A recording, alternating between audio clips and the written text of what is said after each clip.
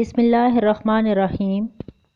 عزیز طلباء، السلام علیکم ورحمۃ اللہ وبرکاتہ۔ ریڈینٹ سیکنڈری اسکول راولپنڈی کے توسط سے ویڈیو لیکچرز کا جو سلسلہ جاری تھا اسی کو آگے بڑھاتے ہوئے آج مورخہ 20 جولائی 2020 بروز سوموار جماعت دہم کے لیے اردو کی ویڈیو نمبر 15 حاضر خدمت ہے، جس میں ہم سبق نام دیو مالی پڑھیں گے۔ عزیز طلباء، سبق نام دیو مالی آپ کی درسی کتب کا 10واں سبق ہے، جو بابائے اردو مولوی عبدالحق کی خاکہ نگاری پر مبنی تصنیف چند ہم اثر سے لیا گیا ہے۔ جی بیٹے، بڑھتے ہیں مصنف کے تعارف کی جانب۔ اپنی کتابوں پر صفحہ نمبر 79 یعنی 79 کھول لیجئے۔ اپنے ہائی لائٹرز اپنے ہاتھ میں رکھیے تاکہ آپ تمام اہم نکات کو ہائی لائٹ کر سکیں اور MCQs کو یاد کرنے میں کوئی پریشانی نہ دیکھیں۔ جی، مولوی عبدالحق ٹاپ پہ نام لکھا ہوا ہے، آگے آپ بے شک ایرو ڈال کے لکھ لیں۔ محقق تھے، نقاد تھے اور انشا پرداز تھے۔ عرصہ حیات ان کا دیکھ لیں، 1872 میں پیدا ہوئے اور 1961 میں انہوں نے وفات پائی۔ ہائی لائٹ کریں۔ کل عرصہ حیات ان کا بنتا ہے 89 برس یعنی 89 ایئرس، اس کو بھی ہائی لائٹ کر لیں۔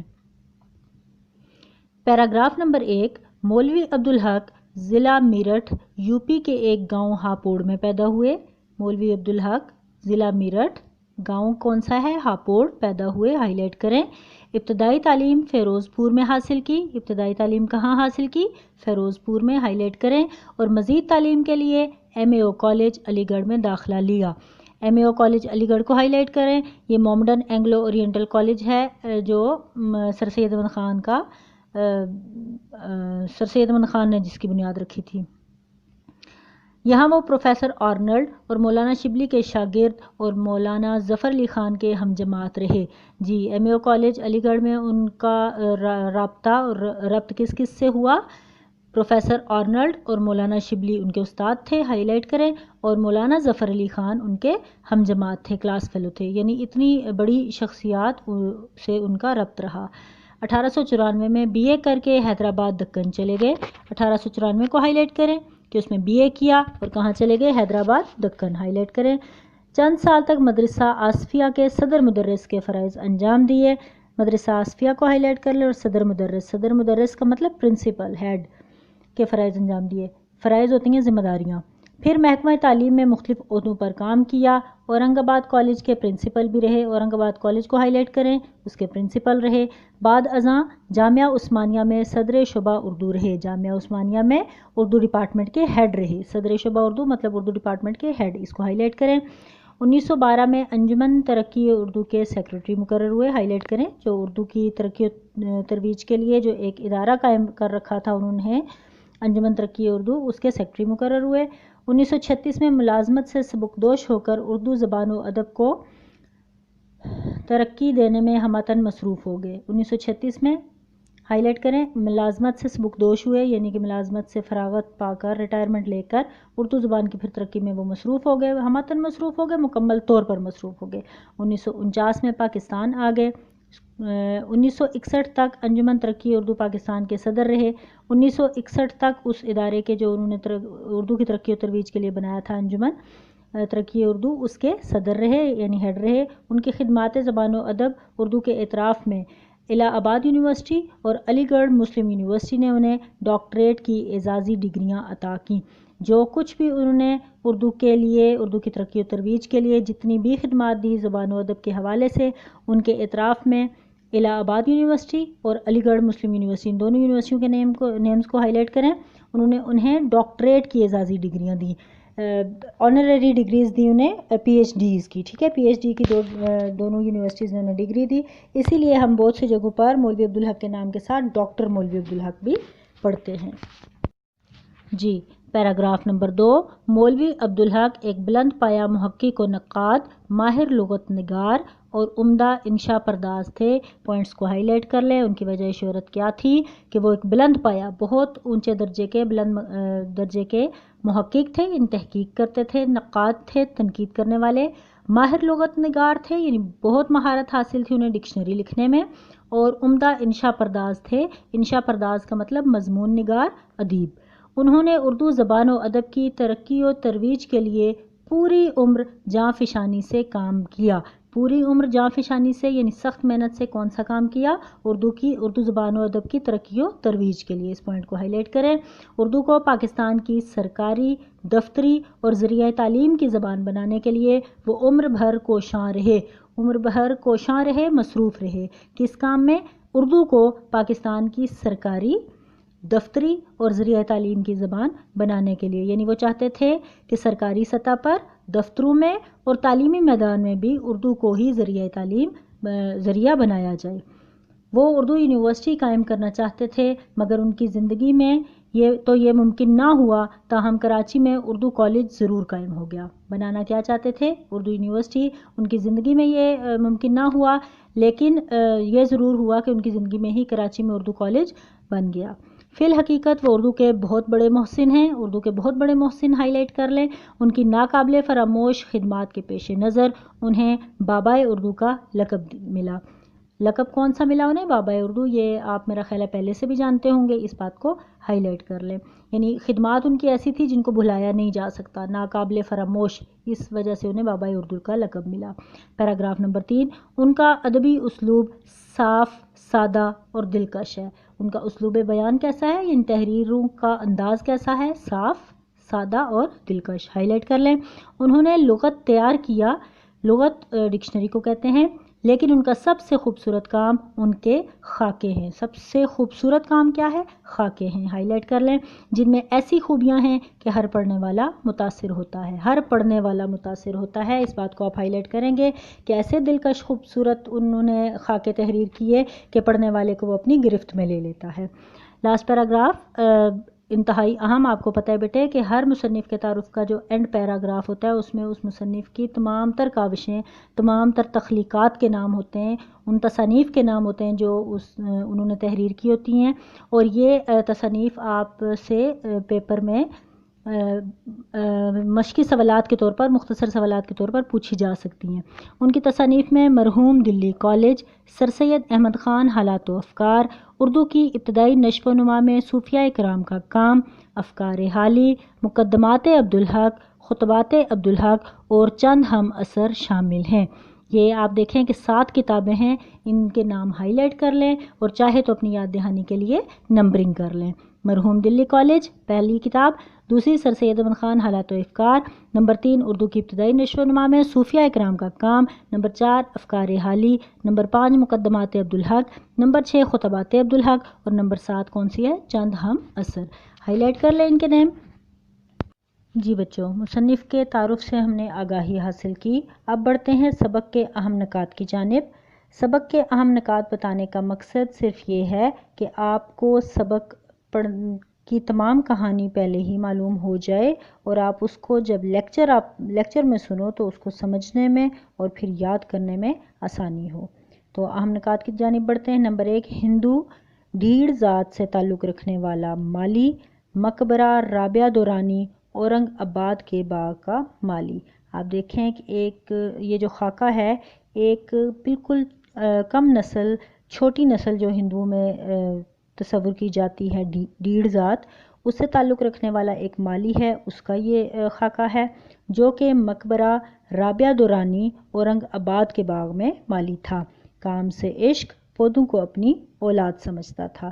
انتہائی ایماندار اور کام سے عشق کرنے والا مالی تھا، جو کہ پودوں کو اپنی اولاد سمجھتا تھا، اور اگر وہ پودوں کو اولاد سمجھتا تھا تو ان کی نگہداشت، ان کی نشو و نما، ان کی پرورش بھی بالکل ایسے ہی کرتا ہوگا جیسے والدین اپنی اولاد کو پالتے ہیں۔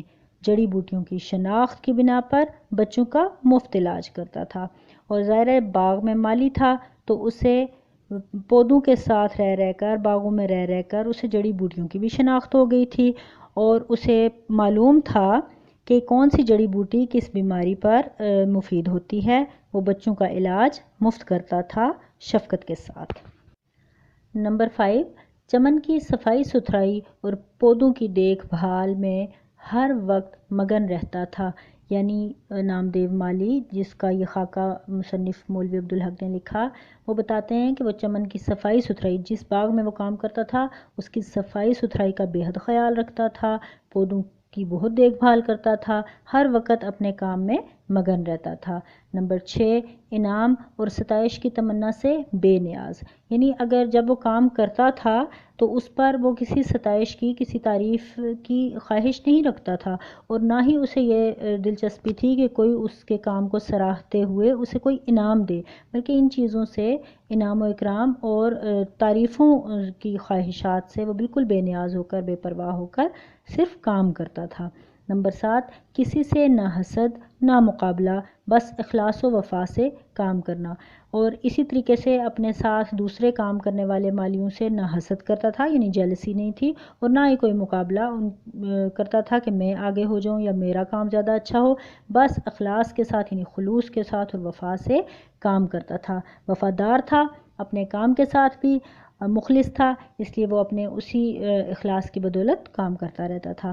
نمبر 8، دنیا و ما فیہا سے بے خبر، زندگی بے خبر موت، یعنی اب اس قدر غرق ہو کر اپنا کام کرتا تھا کہ اسے دنیا اور اس کے ارد گرد ہونے والے کاموں سے کوئی دلچسپی نہیں تھی، کسی طرف توجہ نہیں کرتا تھا، ہر چیز سے بے خبر ہو کر اس نے زندگی گزاری، اپنا کام کیا، اور ایسے ہی بے خبر اس کی موت بھی ہو گئی۔ نمبر 9، ہر کام کو دل جمعی سے کرنا اور درجہ کمال تک پہنچانا ہی نیکی ہے۔ جو بھی کام آپ کے ذمہ لگایا جائے اس کو پورے شوق، لگن اور دلچسپی سے کریں، دل سے کریں اور اس میں پرفیکشن لے کر آئیں، تو اسی چیز میں آپ کے لیے نیکی پوشیدہ ہے۔ محنت میں عظمت ہے، انسان کی عزت اور پہچان کام سے ہے، نہ کہ طبقاتی فرق سے۔ اور سبق کے بالکل آخر میں ہم جب پہنچیں گے تو ہمیں پتہ چلے گا کہ محنت کرنے میں ہی اصل عظمت ہے، اور انسان کی جو بھی عزت ہے، مقام ہے، مرتبہ ہے، وہ اس کے کام کی بنیاد پر ہے، نہ کہ اس کے رنگ، نسل، ذات پات سے۔ جی عزیز طلباء، یہاں ہم اپنے ویڈیو لیکچر نمبر 15 کے حصہ اول کا اختتام کرتے ہیں۔ حصہ دوم میں ہم سبق نام دیو مالی کا باقاعدہ آغاز کریں گے۔ جی عزیز طلباء، اب ہم ویڈیو نمبر 15 کے حصہ دوم کا آغاز کریں گے اور اس میں سبق نام دیو مالی کا باقاعدہ آغاز کریں گے، جو آپ کی کتابوں پر صفحہ نمبر 80 پر موجود ہے۔ جی بیٹے، سبق کا آغاز کرتے ہیں۔ نام دیو مالی، جو مولوی عبدالحق کے قلم سے شاندار ایک شخصی خاکہ تحریر کیا گیا ہے، جو ان کی تصنیف چند ہم اثر سے لیا گیا ہے۔ اس کو بہت ڈیٹیل سے میں نے آپ کو حصہ اول میں پڑھا دیا، بتا دیا۔ اب ہم باقاعدہ سبق کا آغاز کریں گے۔ آپ اپنی کتابوں پر صفحہ نمبر 80 کھول لیجئے، لیڈ پینسل اور ہائی لائٹر کو ہاتھ میں رکھیے، تمام اہم نکات جو آپ کو اسکرین پر ہائی لائٹڈ نظر آئیں ان کو ہائی لائٹ کرتے جائیں، اور اس کے ساتھ ساتھ پیراگراف کی نمبرنگ بھی کرتے جائیں، تاکہ ایم سی کیوز کی تیاری میں اور سبق کے سیاق و سباق کے حوالے سے آپ کو کوئی پریشانی نہ ہو۔ پیراگراف نمبر 1، نام دیو مالی مقبرہ رابعہ دورانی اورنگ آباد دکن کے باغ میں مالی تھا۔ نام دیو مالی کہاں مالی تھا؟ مقبرہ رابعہ دورانی اورنگ آباد دکن کا پرانا نام تھا، بریکٹ میں دکن لکھا ہوا ہے، اور اس کے کئی حصے تھے، اور انہی حصوں میں سے کسی ایک حصے میں مولوی عبدالحق کو بھی یہ اجازت دی گئی تھی، وہ ایک حصہ ان کے حوالے ہوا تھا کہ وہ اپنا دفتر وہاں قائم کر لیں۔ تو نام دیو مالی سے مصنف کا جو انٹریکشن ہوا ہے، جو ملاقات ہوئی ہے، وہ وہاں ہوئی ہے۔ ذات کا ڈھیڑ جو بہت نیچ قوم خیال کی جاتی ہے، قوموں کا امتیاز مصنوعی ہے اور رفتہ رفتہ نسلی ہو گیا ہے۔ مالی تھا اور ذات اس کی کیا تھی؟ ذات برادریاں جو ہوتی ہیں وہ ڈھیڑ ذات سے تعلق رکھتا تھا، جو کہ نیچ قوم خیال کی جاتی تھی، یعنی کم تر قوم سمجھی جاتی تھی۔ ہائی لائٹ کر لیں اس کی ذات کا نام ڈھیڑ جو نیچ قوم خیال کی جاتی تھی۔ اب مصنف آگے کہتے ہیں کہ یہ جو قوموں کا فرق ہے یہ بناوٹی ہے، مصنوعی ہے، اور آہستہ آہستہ صرف نسل کی حد تک محدود ہو گیا ہے۔ سچائی، نیکی، حسن کسی کی میراث نہیں۔ آگے کیا مصنف بتا رہے ہیں؟ کچھ چند کوالٹیز بتا رہے ہیں۔ ایک سچائی یعنی صداقت، نیکی اور حسن کام میں خوبصورتی، یہ کسی کی جائیداد نہیں ہے، میراث نہیں ہے، جائیداد نہیں ہے۔ یہ خوبیاں نیچی ذات والوں میں بھی ایسی ہی ہوتی ہیں جیسی اونچی ذات والوں میں، یعنی یہ وہ خوبیاں ہیں جو نچلی ذات کے لوگوں میں بھی ویسے ہی ہو سکتی ہیں جیسے کوئی اعلیٰ خاندان، اعلیٰ حسب و نسب کے لوگوں میں ہوتی ہیں۔ سچائی، نیکی اور حسن۔ شعر دیکھیے، کیس ہو کوہ کن ہو یا حالی، आशिकी कुछ किसी की ज़ात नहीं। कैस मजनू, वो लैला मजनू वाला मजनू। कोहकन पहाड़ खोदने वाला यानी फरहाद, शीरीं फरहाद वाला। और हाली या हाली, हाली के ऊपर तखल्लुस की अलामत है, तो हमें अंदाज़ा हो रहा है कि मौलाना अल्ताफ़ हुसैन हाली की बात हो रही है। अभी इस शेर में शायर क्या कहना चाह रहे हैं कि हमने इश्किया दास्तानें सुनी हुई हैं लैला मजनू की, शीरीं फरहाद की, तो चाहे वो मजनू हो, चाहे वो फरहाद हो, या चाहे वो हाली हो, इश्क जो है वो किसी की मीरास नहीं है, इश्क किसी एक की जायदाद नहीं है। इश्क किसी भी इंसान को हो सकता है। जो मजनू को इश्क था उससे क्या काम करवाया इश्क ने, फरहाद को इश्क था तो फरहाद से इश्क ने क्या करवाया, दूध की नहर खोद दी उसने। और इसी तरीके से हाली से इश्क ने मुसद्दस से हाली लिखवा डाली। आशिकी किसी की ज़ात नहीं है, आशिकी किसी की मीरास नहीं है। पैराग्राफ नंबर 2, मकबरे का बाग मेरी निगरानी में था, मेरे रहने का मकान भी बाग के अहाते में ही था। मकबरे का बाग मेरी निगरानी में था, हाईलाइट कर लें, यानी मौलवी अब्दुल हक बता रहे हैं कि जो मकबरा राबिया दुरानी औरंगाबाद का बाग था, तारीख़ी हैसियत का बाग, जिसकी कई इमारतें और कई हिस्से थे, और उसी के एक हिस्से में मौलवी अब्दुल हक का दफ्तर भी था और उनको रिहायशी मकान भी वहीं दिया गया था। उसका जो बाग था उसकी निगरानी का काम, उसकी देखभाल का सारा इंतज़ाम मौलवी अब्दुल हक के ज़िम्मे था, और उनका रहने का मकान भी बाग की चार दीवारी के अंदर ही था। इसको हाईलाइट कर लें। मैंने अपने बंगले के सामने चमन बनाने का काम नामदेव के सुपुर्द किया। तो बंगले के सामने जो बाग बनाना था वो उन्होंने नामदेव माली के हवाले किया। मैं अंदर कमरे में काम करता रहता था। मेरी मेज़ के सामने बड़ी सी खिड़की थी। अब अंदर बैठे मौलवी अब्दुल हक अपने दफ्तर में काम करते थे, और जिस कुर्सी मेज़ पर वो बैठकर काम करते थे उसके सामने एक बड़ी सी खिड़की थी। स्टेटमेंट को हाईलाइट कर लें। इसमें से चमन साफ नज़र आता था, यानी बाग दिखाई देता था। लिखते लिखते कभी नज़र उठाकर देखता तो नामदेव को हमातन अपने काम में मसरूफ़ पाता। हमातन पूरी तरह मुकम्मल तौर पर मसरूफ़ पाता, मशगूल पाता। जब कभी लिखते लिखते नज़र उठाकर सामने देखते बाग को, तो वहाँ नामदेव को मुकम्मल तौर पर अपने काम में डूबा हुआ महसूस देखते। बाज़ दफ़ा उसकी हरकतें देखकर बहुत ताज्जुब होता, हैरान हो जाते उसकी हरकतें देखकर कभी कभार। मसलन क्या देखता हूँ कि नामदेव एक पौधे के सामने बैठा उसका थामला साफ़ कर रहा है। थामला क्या होता है? पौधे के गिर्द पानी देने के लिए जो गड़ा बनाया जाता है, क्यारी की सूरत, उसे कहते हैं। तो क्या देखते हैं कि नामदेव एक पौधे के सामने बैठा उसका थामला साफ़ कर रहा है। थामला साफ़ करके हौज़ से पानी लिया, हौज़ किसे कहते हैं? तालाब को, और आहिस्ता आहिस्ता डालना शुरू किया। पानी डालकर डोल दुरुस्त की। डोल किसे कहते हैं? वज़ा दुरुस्त की। डोल दुरुस्त की, वज़ा दुरुस्त की, यानी पौधे के इर्द गिर्द का जो थामला था, जब उसमें पानी डालते थे तो कहीं साइडों से वो ख़राब ना हो जाए या कोई पानी बाहर ना निकले, उसको मुड़ के ठीक करता था। और हर रुख से पौधे को मुड़ मुड़ कर देखा। क्या करता? थामला साफ़ करता बैठ के, फिर उस साफ़ करने के बाद पानी डालता, और पानी आहिस्ता आहिस्ता डालता कि पानी बाहर ना चला जाए। और इसके बाद भी थामले का जो इर्द गिर्द की वज़ा थी, डोल थी, उसको दुरुस्त करता। और उसके बाद हर रुख से, यानी हर तरफ से, हर समत से पौधे को मुड़ मुड़ कर देखता। फिर उल्टे पाँव पीछे हटकर उसे देखने लगा। देखता जाता था और मुस्कुराता और खुश होता था। पीछे उल्टे कदमों 2 कदम पीछे हट के हर तरह से देख लेता था, जांचता था, और फिर खुश होता था। ये देखकर मुझे हैरत भी हुई और खुशी भी। काम उसी वक्त होता है जब उसमें लज्जत आने लगे। बेमज़ा काम नहीं, बेगार है। अब क्या कह रहे हैं कि ये सारी बातें और ये सारा अंदाज़ नामदेव का देखकर मुसन्निफ़ को हैरत भी होती थी, लेकिन उसके साथ खुशी होती थी। और खुशी इस बात की होती थी कि नामदेव अपने काम में ना सिर्फ मसरूफ़ है, बल्कि वो उससे लुत्फ़ लेता है। और काम उसी वक्त काम होता है जब उसमें लज्जत आती है, मज़ा आता है। क्योंकि बग़ैर मज़े के या बग़ैर दिलचस्पी के अगर आप काम नहीं करेंगे तो वो काम नहीं होता, वो आपके लिए बेगार बन जाता है। यानी ऐसे जैसे आपसे बग़ैर उजरत के कोई काम करवा रहा है। पैराग्राफ नंबर 3, अब मुझे उससे दिलचस्पी होने लगी, यहाँ तक कि बाज़ वक्त अपना काम छोड़कर उसे देखा करता, मगर उसे कुछ खबर ना होती कि कोई देख रहा है या उसके आसपास क्या हो रहा है। अब क्या है, ज़ाहिर है जब एक बंदा पौधों के लिए इस तरह की महवियत दिखाएगा तो दिलचस्पी तो होगी। तो मौलवी अब्दुल हक को भी दिलचस्पी हुई, और बाज़ का तो यूँ भी होता कि वो अपना काम छोड़ते और उसे ही देखते रहते।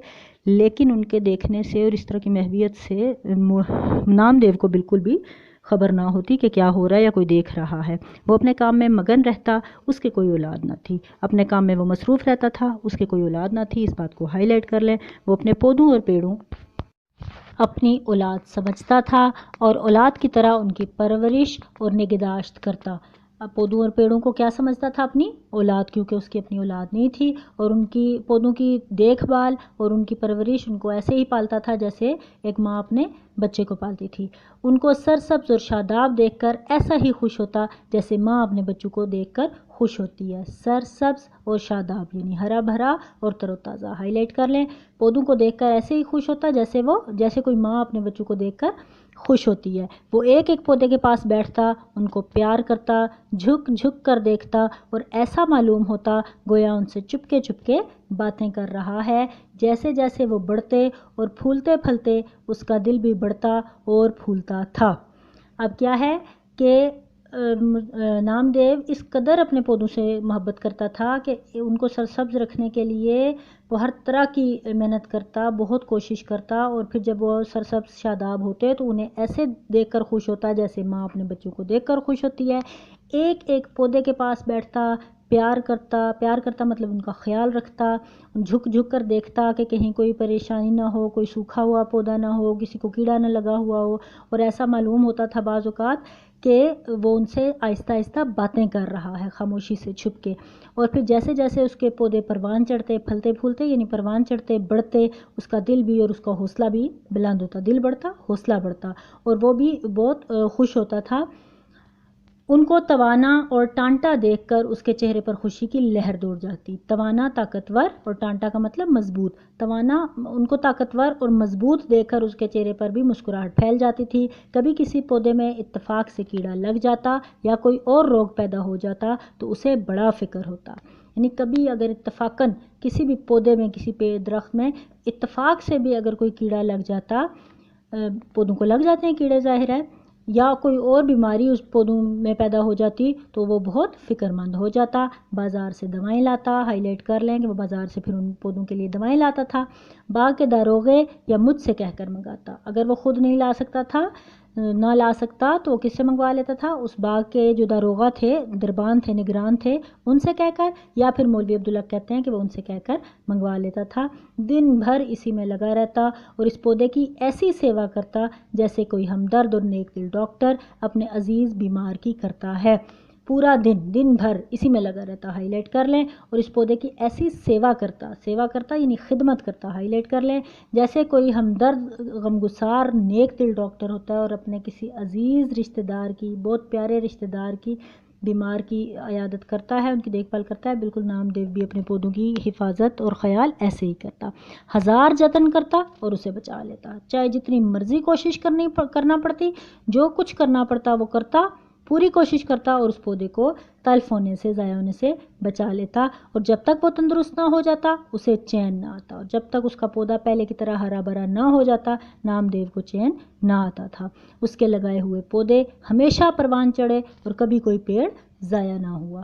اب کیا کہتے ہیں مصنف کہ اس نے جو بھی پودے لگائے ہوئے تھے، جتنے بھی اس کے باغ میں پودے تھے، وہ ہمیشہ پروان چڑھے، ہمیشہ بڑھے، پھلے پھولے، اور کبھی بھی کوئی درخت ضائع نہیں ہوا۔ Next paragraph number 4۔ باغوں میں رہتے رہتے اسے جڑی بوٹیوں کی بھی شناخت ہو گئی تھی، ہائی لائٹ کر لیں کہ باغوں میں ایک عمر گزری تھی تو اسے جڑی بوٹیوں کی بھی پہچان ہو گئی تھی، خاص کر بچوں کے علاج میں اسے بڑی مہارت حاصل تھی، ہنرمندی تھی، یعنی بچوں کا علاج کرنے میں ماہر ہو گیا تھا۔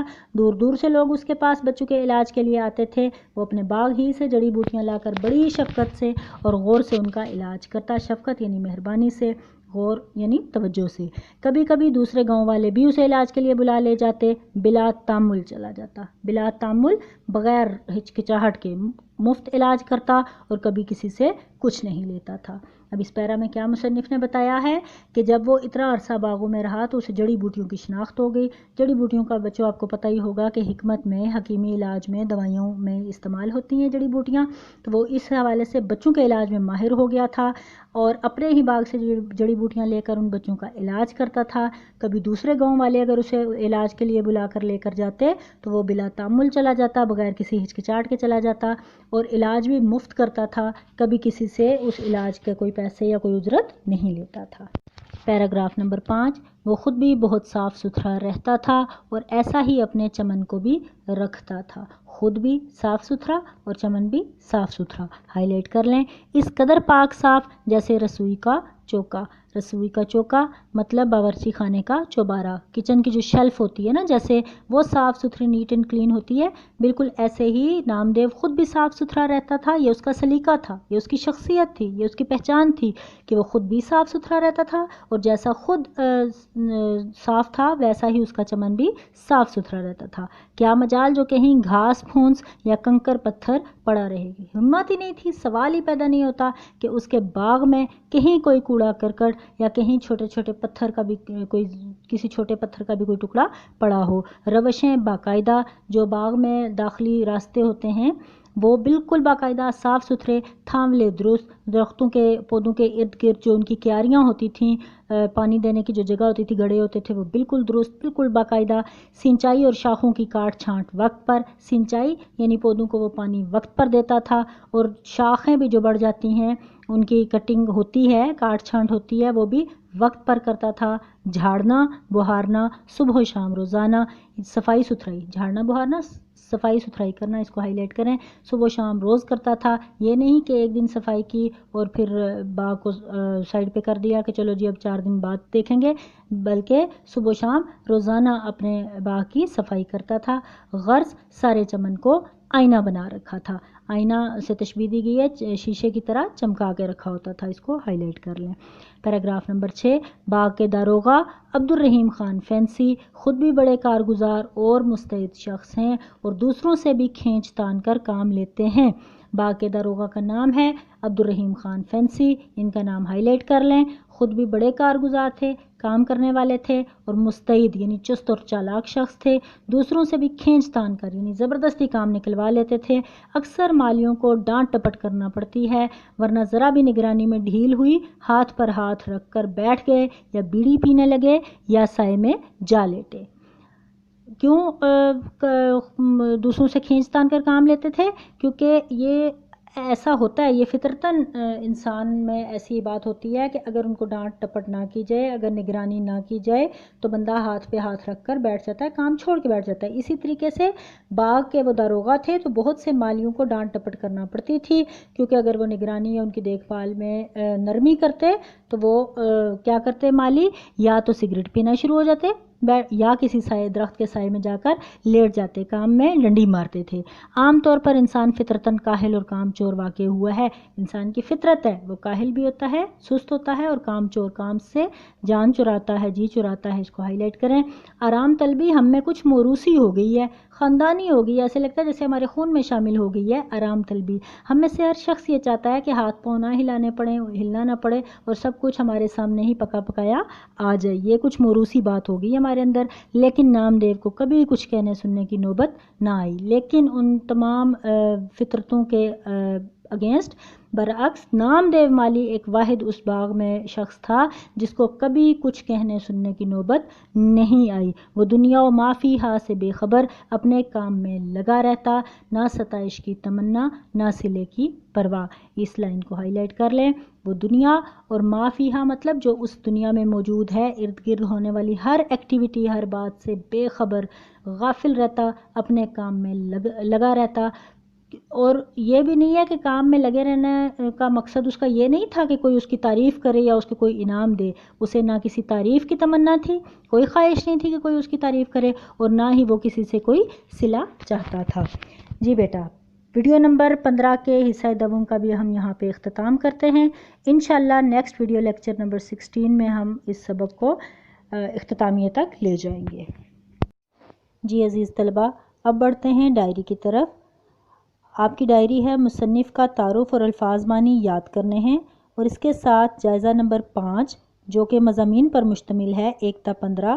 پچھلی 3 ویڈیو لیکچرز میں آپ کو مضامین بھیجے گئے، ان تمام مضامین کو، ان کے حوالہ جات کو اچھے طریقے سے آپ نے یاد کرنا ہے۔ یاد کرنے کے بعد، ریوائز کرنے کے بعد آپ نے اپنی ٹیسٹ فائلز پر اس جائزے کو حل کرنا ہے۔ جائزہ آپ کو PDF فائل میں بھیجا جا رہا ہے۔